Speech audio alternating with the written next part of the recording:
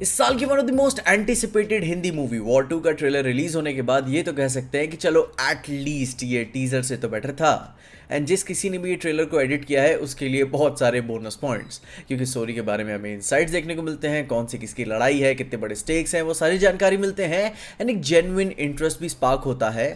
मगर उसके अलावा जब इस ट्रेलर का सेकेंड हाफ शुरू होता है तो फिर से वही एकदम डल जेनेरिक सा VFX CGI देखने को मिलता है, जो कि बहुत ही ज़्यादा डल और चीप सी फीलिंग देता है, जो कि अब वॉर 2 जैसी मूवी से एक्सपेक्ट नहीं करते कि अगर ये नहीं कर पा रहे तो फिर कौन ही कर पाएगा। जहां अब अगर फील की बात करने से पहले नैरेटिव के बारे में जान ले तो देख के समझ में आता है कि कबीर इस बार भी रोग होने वाला है और इस बार भी एक बड़े पर्पस के लिए लड़ रहा है, जिसकी वजह से वो कर्नल लूथरा तक को मार देगा। एंड उनके मरते दम तक वो उन्हें सच नहीं बताने वाला कि उसने यह गद्दारी की क्यों। एंड फिर जब कबीर एकदम अनस्टॉपेबल हो जाएगा तो उसे रोकने के लिए जूनियर NTR यानी कि विक्रम आएंगे, जो कि इंडिया के एक और स्पेशल सोल्जर हैं जो कबीर को हंट करेंगे उसके नापाक मंसूबों को रोकने के लिए। अब देखो, अगर मिशन इम्पॉसिबल मूवीज आपने काफी सारी देखी है तो आपको पता होगा कि अपने टॉम क्रूज यानी कि ईथन हंट ना जाने कितनी बार अपने देश के लिए रोग हुए हैं और उन्हें रोकने के लिए ना जाने कितने सारे लोग आए हैं। तो ठीक उसी के हिसाब से कबीर का भी मसला कुछ यही होने वाला है। उसे ये सीक्रेट डिसीजन यही लेना पड़ा ताकि वो अपने देश को और बेटर प्रोटेक्ट कर सके, अपने लोगों का बदला ले सके। तभी ना हम देख पा रहे हैं कि वो जंगल में सैडली बैठा हुआ है, सबसे छुप रहा है, मगर फिर भी डिप्रेस है। और ये उसका मिशन इतना सीक्रेट होगा कि वो किसी को भी नहीं बताएगा, उसे किसी पे भी भरोसा नहीं है। एंड सारी दुनिया यह मान के चलेगी कि कबीर, जो कि एक टाइम पे सबसे बेस्ट सोल्जर था, वो गद्दार क्यों हो गया।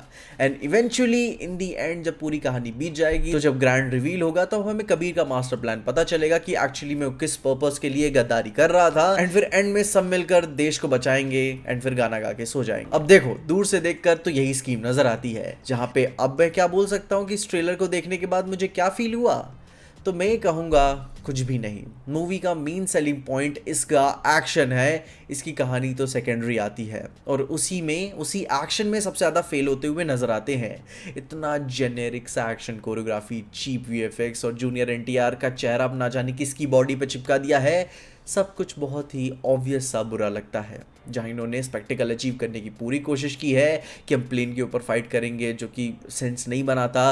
काफ़ी ज़्यादा फेस ऑफ वाला बोल्ट एक्शन सीक्वेंस भी देखने को मिलता है, ट्रेन के ऊपर एक्शन है, हेलीकॉप्टर, अबैंडन शिप, सारी चीज़ें उन्होंने की है कि बहुत ग्रैंड लेवल पे एक्शन स्पेक्टिकल हम दिखाएंगे। पर मैं वही कहना चाहूँगा कि वहाँ जाने से ज़्यादा अगर ये कोई अच्छी एक्शन कोरियोग्राफी डाल देते तो उतने में ही लोगों को ऑर्गेज़म आ जाता। अब हाल ही में बैलरीना मूवी रिलीज हुई थी, जो कि बहुत ही अच्छा बॉक्स ऑफिस में परफॉर्म नहीं कर पाई, मगर आप उसकी एक्शन कोरियोग्राफी को देखकर सैल्यूट करते हो कि भाई साहब कमाल का एक्शन था उसमें। एंड फिर ऐसा नहीं है कि अपने एक्टर्स कन्विक्शन नहीं दे सकते, जूनियर NTR और ऋतिक रोशन कर सकते हैं। एंड पास्ट में उन्होंने अपने प्रोजेक्ट्स में 100% दिया भी है। बस फिर वहीं आ जाती है बात कि शायद हमने डायरेक्टर साहब से कुछ ज़्यादा ही उम्मीदें लगा ली थी ब्रह्मास्त्र के बाद।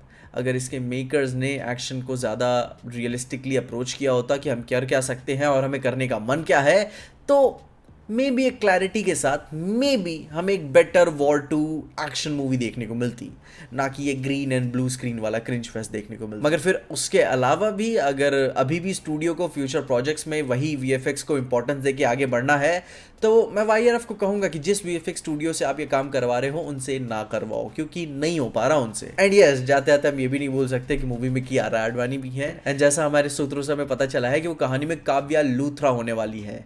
एंड दैट मीन्स कि कर्नल लूथरा की वो बेटी होंगी एंड वो अपने बाप का बदला लेंगी एंड कबीर ने दोनों को ठोका होगा। बाकी सिंपल शब्दों में कहूँ तो वॉर 2 का ट्रेलर को मैं यही बोलूंगा कि टीजर के मुकाबले ट्रेलर अच्छी फील देता है, एक्टर्स की स्क्रीन प्रेजेंस अच्छी फील होती है, ट्रेलर बेटर एडिटेड है, थोड़ा सा क्यूरियोसिटी जागती है ट्रेलर को देखकर कि एटलीस्ट जाने तो कि कहानी किसके बारे में है।